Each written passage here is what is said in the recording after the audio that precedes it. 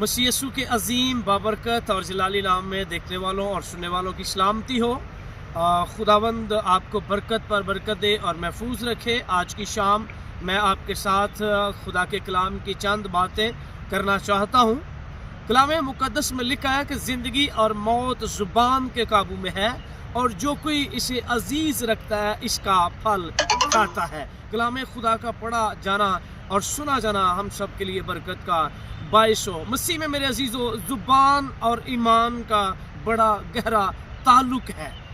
ईमान और ज़ुबान, जब आपका ईमान जो है वो आप अपनी ज़ुबान से उसका इकरार करते हैं, जब आप अपनी ज़ुबान से नेगेटिव मनफी बातें जो है वो आप डिलीवर करते हैं, तो ये आप अपने ईमान की अक्कासी नहीं करते, बल्कि ये बेयकीनी और बेईमानी की बातें हैं।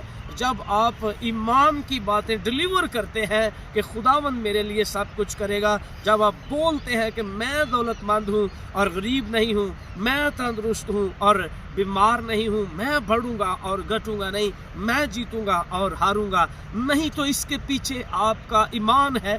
आप अपने ईमान की अक्कासी करते हैं। मैं इसे जल्दी से क्लोज करना चाहता हूँ आपके साथ।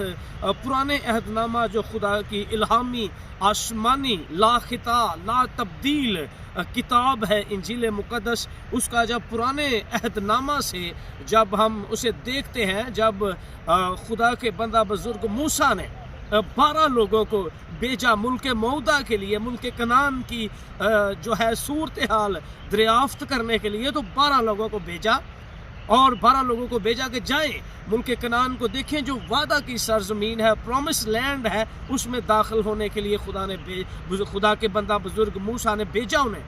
तो 10 लोगों ने आकर बेयकीनी की, बेईमानी की, नेगेटिव बोली कि हम उस मुल्क को, मुल्क कनान को, प्रॉमिस लैंड को नहीं हासिल कर सकते, क्योंकि वो बेईमानी, बेयकीनी और नेगेटिव मनफी उन्होंने किरदार अदा किया। लेकिन 2 लोगों ने, यशुआ और कालिब ने जो है उन्हें कहा कि नहीं, इस तरह की बोली मत बोलो, क्योंकि जमायत जो है वो मूसा पर और खुदा पर बुड़बुड़ाने लगी।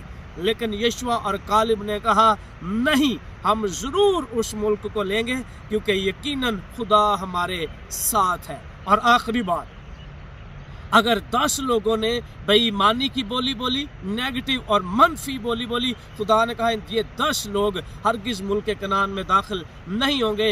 यशुआ और कालिब जो है वो मुल्क कनान में दाखिल हो गए और इनके साथ न्यू जनरेशन जो है वो दाखिल होगी। जो पुराने लोग थे जिन्होंने 10 लोगों के साथ मिलकर नेगेटिव बेईमानी की, बेयकीनी की बोली, वो हरगिज़ दाखिल नहीं हुए। आज भी हम यीशु मसीह की बादशाही में जाना चाहते हैं, उसकी बादशाही का दावा करते हैं, तो हमें हमेशा ईमान की बोली बोलनी है, क्योंकि खुदा की हजूरी में बेईमानी, बेयकीनी की बोली बोलने वाला हरगिज़ पसंदीदा नहीं है। तो हमें 2024 में ईमान की बोली बोलनी है, ये बोलना है कि खुदावंद मेरे लिए सब कुछ करेगा। खुदावंद आपको बरकत दे।